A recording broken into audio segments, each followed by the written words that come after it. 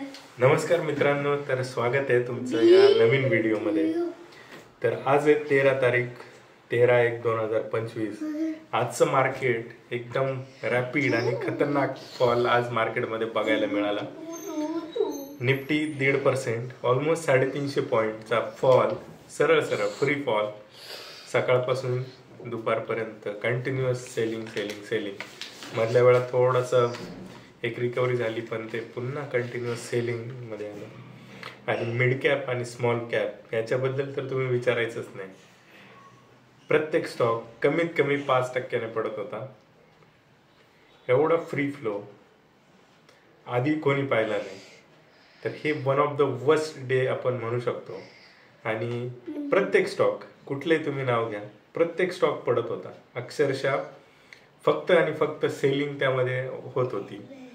तर आता खरं इन्व्हेस्टरचा जो पोर्टफोलिओ त्याला थोडीशी झळ लागली असणार आहे, यात काही शंका नाही। आणि इथून मागे इन्व्हेस्टर थोडा का होईना जाईल वरती होईल रिकवर ह्या आशेवर होता, पण आज अक्षरशः इन्व्हेस्टरचं कंबर मोडलेलं आहे मित्रांनो। आज जे झालंय वन ऑफ द वर्स्ट झाले। आता याची रिझन्स काय काय आहेत, हे का पडलंय, मार्केट पडण्याची कारणं काय काय आहेत, ही सगळी कम्युलेटिव्ह कारणं एकाच वेळी आल्यामुळे ह्या गोष्टी घडलेल्या आहेत। तर पहिलं कारण, आपण मेजर कारण जे आहे ते बघतोय, त्याच्याकडे फार कमी लोकांचं लक्ष आहे ऍक्च्युली। ते पहिलं जे कारण आहे ते FI ची सेलिंग, आणि ह्या सेलिंगचं रिझन काय आहे ते आपल्याला जाणून घेणं फार इम्पॉर्टंट आहे। जर अमेरिकेमध्ये त्या लोकांना 4.5% बॉन्ड यील्ड मिळत असेल, जर त्यांचा डॉलर इंडेक्स एवढा वरती असेल आणि रुपयाची जी घसरण आहे ती कंटिन्यू चालूच असेल, तर फॉरेनर जे इन्व्हेस्टर आहेत, FIs आपण ज्याला म्हणतो, ते इंडियात येतीलच कशाला।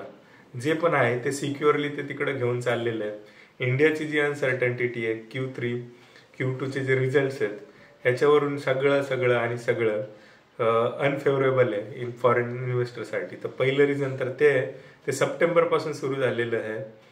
सप्टेंबर पासूनचा फॉल जो आहे तो कंटिन्युअस चालूच आहे। थोडंसं अपसाइड येईल, पुन्हा ती सेलिंग टू परत ते सेलिंग त्या ठिकाणी आपल्याला बघायला मिळेल। तर पहिलं रिझन, मेजर रिझन ते आहे। आता दुसरं रिझन असं होतं की क्रूड ऑइलच्या प्राइसेस आहेत त्या वाढलेल्या आहेत। काल तुम्ही पाहिलं असेल क्रूड ऑइलच्या प्राइसेस फार 2.5% वाढल्या। तर हे रिझन सफिशियंट आहे मेजर स्टॉक्सच्या करेक्शनसाठी, डाऊन होण्यासाठी। त्याच्यामध्ये पेंटच्या रिलेटेड ज्या कंपन्या आहेत, टायर रिलेटेड इंडस्ट्री आहेत, मेजर लुब्रिकंट्स, फार्मास्युटिकल कंपन्या, ह्याच्यामध्ये आपल्याला पेट्रोलियमचा यूज होतो। तर ह्या कंपन्या सुद्धा आज खाली आपल्याला जाताना दिसल्या। ठीक आहे, ह्या गोष्टींकडे दुर्लक्ष आपल्याला करून चालणार नाही पुढच्या काळामध्ये। आणि हा जो फ्री फ्लो येतोय हा केव्हा थांबेल, काय थांबेल, याचं अजून तरी कुणाकडे उत्तर नाही मित्रांनो। तर ह्याच्यावर आपण काही गोष्टी केलेल्या आहेत। तर आपण हेजिंग करू शकतो। तर हेजिंग कशा पद्धतीने वर्कआउट होते, काय आपल्याला त्या ठिकाणी इम्पॉर्टंट गोष्टी आहेत त्या आपल्याला कराव्या लागतात, ते आपण पाहणार आहोत। तर आतापर्यंत हे मेजर रिझन्स आपण या ठिकाणी पाहिले। अजूनही काही गोष्टी असतील तर आपण वेळोवेळी आपण लोकांपर्यंत पोहोचवत असतो। याआधी मी तुम्हाला सांगितलं होतं की मार्केटमध्ये मेजर फॉल आहे, आणि हा फॉल हा सरळ वन टाइम आलेला फॉल नाहीये जसा करोनामध्ये आला होता। त्यामुळे रिकव्हरी पण तशीच होणार नाहीये। त्याच्यामध्ये आपल्याला फार पेशन्सली आपल्याला होल्ड करावे लागतील। जर चांगले स्टॉक्स असतील तर ते तुम्हाला होल्डच करावे लागतील। आता दुसरा कुठलाही ऑप्शन आपल्याकडे राहिलेला नाही। जर आपण हे स्टॉक्स मध्येच विकून दिले तर तो लॉस बुक करून आपल्याला त्या शेअर्समध्ये पुन्हा एंट्री मिळेलच याची गॅरंटी आपण देऊ शकत नाही।